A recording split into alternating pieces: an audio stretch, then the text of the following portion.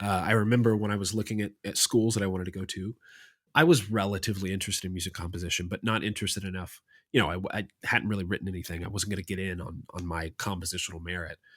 Again, considering the fact that 4 years prior in eighth grade, I didn't even know what instrument keys were, Yeah, right. so it was an uphill battle. But I remember looking at Moorhead, and obviously Moorhead I was what, District 8, shout out District 8. Same. Yeah, me But too. yeah, it was a good district. But Moorhead was like the school to go to for a lot of reasons. They had a big marching band. They had a great marching band. They still have an incredible music education department and faculty. And there were a lot of really great performers that, went out of Moorhead and got into grad schools at wonderful places.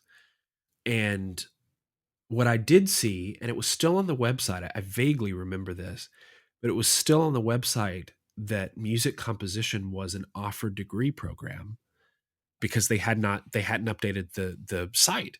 Right. And this had to have been when you were there, I believe, or around that time, because I was looking maybe in 2012, 2011.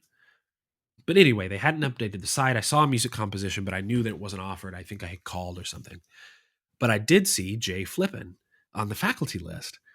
And I remember getting to Moorhead, and immediately I wanted to connect with Jay, because it was like, oh my gosh, a living composer. He's doing the thing that I want to do. And he even dabbled in film music. I do remember I took a class with Jay. Oh, what was the class? I don't think it. No, I took music business with Ah, Gordon Tao, yeah. and Jay came in one day to speak, and Jay started playing this like radio jingle on the piano that I'd heard Yeah. like my entire life on the radio Yes. from some radio station out of Lexington. And he was like, "Yeah, I wrote that." Yeah. I was like, "What?" Yeah. And Yeah, and what better a way to see what it means to be a composer in this era right. than to have this person who at my age I had never heard of before, who is, he was probably maybe in his 70s at that point, Yeah, 60s or 70s, clearly has had a life in music and has had a life in composing, who is still alive, doing well, and has been a composer his whole life, but not writing symphonies, not writing, not doing these grand works that, people, Bach and Beethoven and Stravinsky and Tchaikovsky. That's not what it is today. It can be, but it was such an unforgettable introduction into this field. And I remember I reached out to Jay, and it was like, I really want to do lessons. And he was like, well, yeah, I would love to take you on as a private student. And it was great. I think that was I had just written a lot of music, and it was the end of my freshman year, and I think it was the start of sophomore year.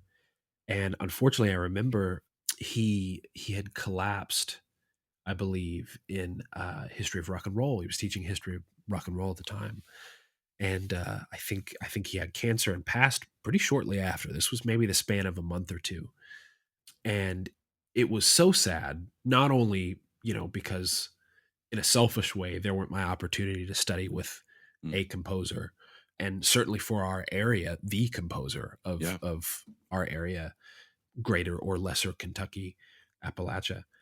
But also, here's this person again now on the flip side of this that I have never met, that I has clearly had this life of success and being a composer, who, kind of falls ill and passes away. But there's so much great stuff. I mean, I'm sure if I Google searched him right now, there would still be things that I, didn't know about him. And again, with the whole curiosity thing, I mean, I think it's regrettable the way that these kind of things happen, of course.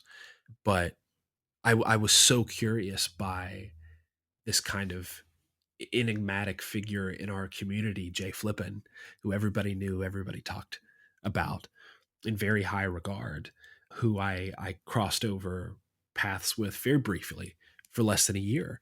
And, he may never know, but that was kind of the start of all of this for me, in a way, to see somebody and to know that this is possible, to have a life as a composer, let alone in Moorhead, Kentucky.